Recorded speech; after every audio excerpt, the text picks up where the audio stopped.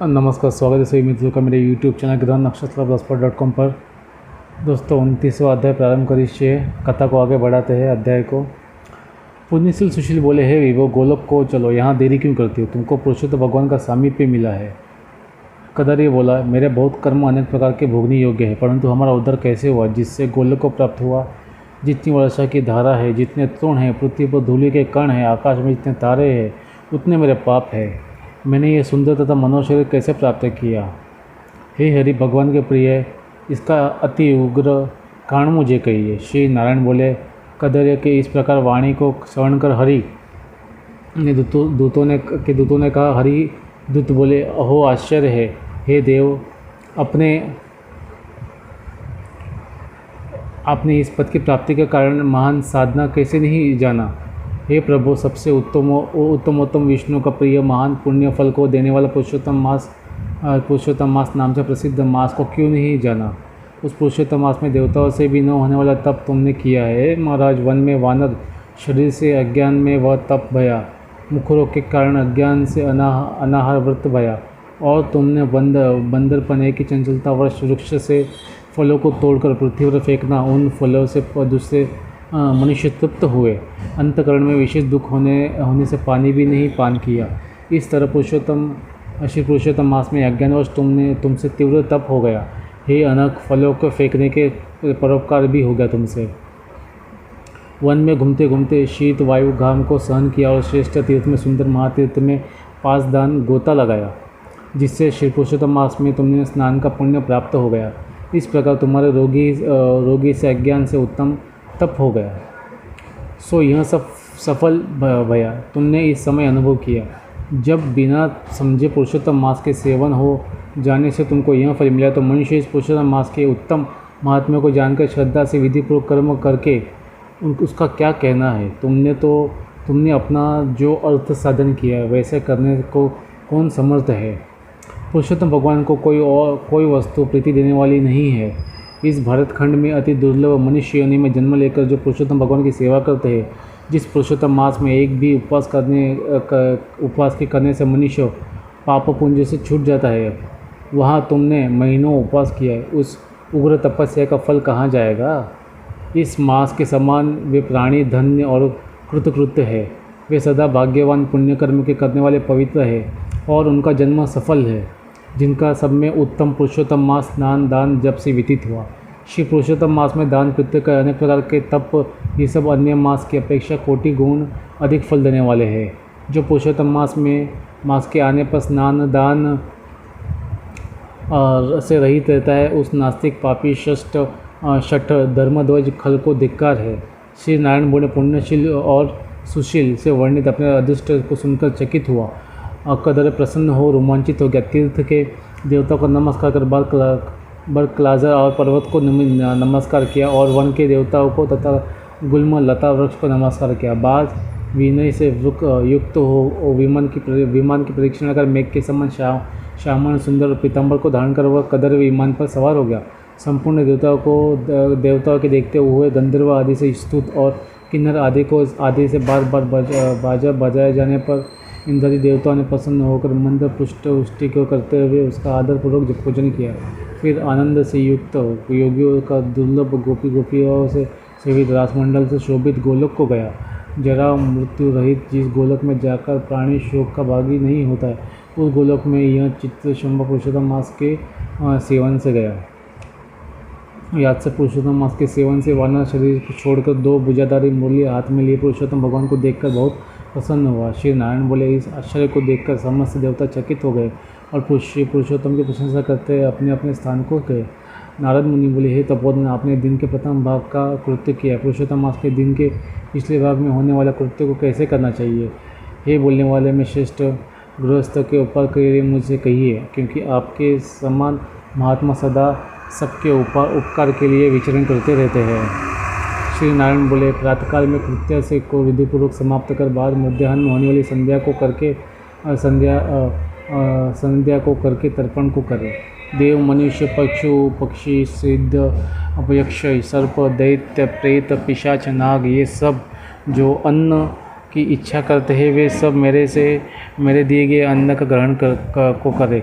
फिर पंच महायज्ञ को करे, उसके बाद भूति बल को करे और काक कुत्ता को श्लोक पढ़ता हुआ बलि देवे। इस प्रकार कहकर समस्त भूतों को पृथक पृथक बलि देवे और फिर विधिपूर्वक आचमन कर प्रसन्न होकर श्रद्धा से अतिथि प्राप्ति के लिए गो धोने के समय तक द्वार का अवलोकन करे। यदि भाग्य के से अतिथि मिल गए जाए तो बुद्धिमान प्रथम वाणी से संस्कार करके उस अतिथि का देवताओं से समान पूजन करे और यथाशक्ति अन्न जल से संतुष्ट करे। फिर विधिपूर्वक सब व्यंजन से युक्त सिद्ध अन्न से निकलकर भिक्षु और ब्रह्मचारी को भिक्षा देवे। सन्यासी और ब्रह्मचारी ये दोनों सिद्ध अन्न के मालिक हैं। इनको अन्न न देकर भोजन कराने वाला चंद्रायण व्रत करे। प्रथम सन्यासी के हाथ पर जल देकर भिक्षान देवे तो वह भिक्षान मेरु पर्वत के समान और जल समुद्र के समान कहा गया है। सन्यासी को जो मनुष्य सत्कार करके भिक्षा देता है उसको गोदान के समान पुण्य होता है। इस बात को यमराज भगवान ने कहा है। फिर मौन होकर पूर्वमुख बैठकर शुद्ध और बड़े पात्र में अन्न को रखकर प्रशंसा करता हुआ भोजन करे। अपने आसन पर अपने बर्तन में एक स्वयं वस्त्र से भोजन नहीं करे। स्वयं आसन पर बैठकर स्वस्थ चित्त प्रसन्न मन होकर जो मनुष्य अकेला ही अपने कांसे के पात्र में भोजन करता है तो उसके आयु, प्रज्ञा, यक्ष और बल ये चार बढ़ते हैं।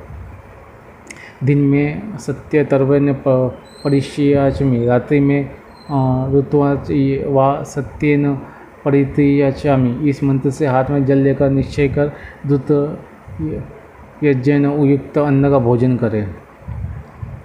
भोजन में कुछ अन्न लेकर इस प्रकार के भूपते नमः प्रथम कहकर भुवनपते नमः कहे। भूतानापते नमः कहकर धर्मराज की बलि दे। फिर चित्रगुप्त को देकर भूतों को देने के लिए यह कहे। जिस किसी जगह स्थित भूत भूख प्यास के व्याकुल भूतों की तृप्ति के लिए यथाशोक यह अक्षय अन्न होवे। प्राणाय अपनाय व्यानाय उदानाय बाद समानाय कहे।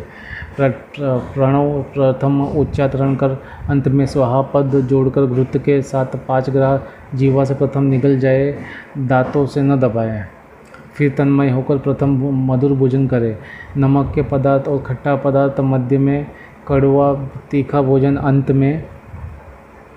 प्रथम पुरुष द्रव्य पदार्थ भोजन करे, मध्य में कठिन पदार्थ भोजन करे, अंत में पुनः पतला पदार्थ भोजन करे तो बल और आरोग्य से रहित नहीं होता। मुनि को 8 ग्रास भोजन के लिए कहा है। वानप्रस्थाश्रमी को 16 ग्रास भोजन के लिए कहा गया है। गृहस्थाश्रमी को 32 ग्रास भोजन कहा है और ब्रह्मचारी को अपरिमित ग्रास भोजन के लिए कहा है। द्वैज को शास्त्र के विरुद्ध भोज्य आदि पदार्थों को नहीं खाना चाहिए। शुष्क और बासी पदार्थों को विद्वानों ने खाने से अयोग्य बताया है। दूध को छोड़कर अन्य वस्तु सशेष भोजन करे। भोजन के बाद उस शेष को उंगलियों के अग्रभाग में रखकर अंजलि जल से पूर्ण करे। उसका आधा जल पी जाए और अंगुलियों के अग्रभाग में स्थित शेष को पृथ्वी में देकर ऊपर से अंजलि का शेष आधा जल देवे। विद्वान इसी जगह इस मंत्र को पढ़ता हुआ सिंचन करे। ऐसा न करने से ब्राह्मण पाप का भागी होता है, फिर प्रायश्चित करने से शुद्ध होता है। मंत्रार्थ रौरव नरक में पीप के गड़े में पदम अबूर्ध वर्ष तक वास करने वाले तथा इच्छा करने वाले के लिए मेरा दिया हुआ यह जल अध्यक्ष होता हुआ प्राप्त होता हूँ। मंत्र पढ़ के जल से सिंचन कर दांतों को शुद्ध करें। आचमन कर गीले हाथ से पात्र को कुछ हटाकर उस भोजन के स्थान से उठकर बाहर बैठकर स्वस्थ होकर मिट्टी और जल से मुख हाथ को शुद्ध कर 16 कुल्ला कर शुद्ध हो सुख से बैठकर उन 2 मंत्रों का पढ़ता हुआ हाथ से उधर को स्पर्श करें। अगस्त, कुंभकर्ण, शनि, वडनावल और पंचम भीम को आहार के परिपाक के लिए स्मरण करें। जिसकी आतापी को मारा और वातापी को भी मार डाला, समुद्र का शोषण किया, वह अगस्त मेरे ऊपर प्रसन्न हो। बात प्रसन्न मन से कृष्ण देव को स्मरण करे। फिर आचमन कर तांबूल भक्षण करे। भोजन करके बैठकर पर ब्रह्म श्री कृष्ण का उत्तम मार्ग के अवरोधी उत्तम शास्त्रों के विनोद से विचार करे। बात बुद्धिमान आध्यात्मिक विद्या का श्रवण करे। सर्वदा आजीविका ही मनुष्य भी एक मूर्त स्वस्थ मन होकर श्रवण करे। श्रवण कर धर्म को जानता है श्रवण कर धर्म को जानता है, श्रवण पर पाप का त्याग करता है, श्रवण के बाद मोह की निवृत्ति होती है, श्रवण कर ज्ञान रूपी अमृत को प्राप्त करता है। नीच भी श्रवण करने से श्रेष्ठ हो जाता है और श्रवण श्रेष्ठ भी श्रवण से रहित होने से नीच हो जाता है। फिर बाहर जाकर यथासुख व्यवहार आदि करे और सर्वथा सिद्ध को देने वाले श्री कृष्ण भगवान का मन से ध्यान करे। सूर्य नारायण से अस्ताचल जाने के समय तीर्थ में जाकर अथवा ग्रह में ही पैर धोकर पवित्र वस्त्र धारण कर साय संध्या की उपासना करे। जो दवीजों में अदम प्रमाद से साय संध्या नहीं करता वह गोवध पाप का भागी होता है और मरने पर नरक को जाता है। कभी समय से न करने पर संकट में मार्ग में हो तो द्विज श्रेष्ठ आधी रात के पहले साय संध्या को करे। जो ब्राह्मण श्रद्धा के साथ प्रातः मध्याह्न और साय संध्या की उपासना करता है उसका तेज घृत छोड़ने से अग्नि के समान अत्यंत बढ़ता है। सायंकाल में सूर्यनारायण का आधा अस्त होने पर प्राणायाम कर आपोहिष्ठा इस मंत्र से मार्जन करे और सायंकाल अग्निशेषमा इस मंत्र से आचमन करे और प्रातःकाल सुयेशमा इस मंत्र को आचमन करे। पश्चिम मुख में बैठकर मौन तथा समाहित मन होकर प्रणय और व्याहित सहित गायत्री मंत्र का रुद्राक्ष की माला लेकर तारा के उदय होने तक जाप करे। वरुण संबंधी रुचाओं से सूर्य नारायण का उपस्थान कर प्रदक्षिणा करता हुआ दिशाओं तथा पृथक दिशाओं के स्वामी को नमस्कार करे। साय संध्या की उपासना कर अग्नि में आहुति देकर भृत्य वर्गों के साथ अल्प भोजन करे, बाद कुछ समय तक बैठ जाए। सायंकाल और प्रातःकाल भोजन की इच्छा नहीं होने पर भी वैश्वदेव और बलि कर्म सदा करना चाहिए। यदि नहीं करता है तो पातकी होता है। शाम को भोजन कर बैठने के बाद गृहस्थाश्रमी हाथ पैर धोकर तकिया सहित कोमल शैया पर जाए। अपने ग्रह में पूर्व की ओर शीर करके शयन करे। ईश्वरेश्वर के ग्रह में दक्षिण की ओर शीर करके शयन करे। प्रदेश में पश्चिम की ओर शीर करके शयन करे, परंतु उत्तर की ओर और शीर कभी शयन नहीं करे। रात्रि सूक्त का जप करे। सुखशाही देवताओं का स्मरण कर अविनाशी विष्णु भगवान को नमस्कार कर स्वस्थ चित्त हो रात्रि में शयन करे। अगस्त्य, माधवी, महाबली, मुचुकुंद, कपिल, आस्तिक मुनि ये 5 सुखशाही कहे गए हैं। मांगलिक जल से पूर्ण गरट को शीर के पास रखकर वैदिक और गरुड़ मंत्रों से रक्षा करके शयन करे। ऋतुकाल में स्त्री के पास जाए और सदा अपनी स्त्री से प्रेम करे। प्रतिरति से कामना से पर्व को छोड़कर अपनी स्त्री के पास जाए। प्रदोष और प्रदोष के पिछले प्रहर में वेदोभ्यास करके समय व्यतीत करे। फिर 2 प्रहर शयन करने वाला ब्रह्मतिल होने के योग्य होता है। यह सब प्रतिदिन के समस्त कृत समुदाय को कहा। गृहस्थाश्रमी को भली बातें इसको करे और यही गृहस्थाश्रम लक्षण है। अहिंसा, सत्य वचन, समस्त प्राणी पर दया, शांति, यथाशक्ति के दान करना गृहस्थाश्रम का धर्म है। पर स्त्री को स्त्री से भोग नहीं करना, अपनी धर्म पत्नी की रक्षा करना, बिना दी हुई वस्तु को नहीं लेना, शहद मांस को नहीं खाना। यह 5 प्रकार का धर्म बहुत शाखा वाला, सुख देने वाला है। शरीर से होने वाले धर्म को उत्तम प्राणियों को करना चाहिए। श्री नारायण बोले, संपूर्ण वेदों में कहा हुआ यह उत्तम चरित्र गृहस्थाश्रम का लक्षण है। हे मुनो, इसको लोक के हित के लिए संक्षेप में लक्षण के साथ आपसे मैंने अच्छी तरह कहा है। इति श्री ब्राह्मण नारद पुराण पुरुषोत्तमास महात्म्य श्री नारायण संवादे अहिनक कथन नाम 29वां अध्याय समाप्त करिष्ये। दोस्तों, आज 29वां अध्याय की समाप्ति होती है और कथा का यहीं पर समाप्ति होती है 29वें अध्याय की।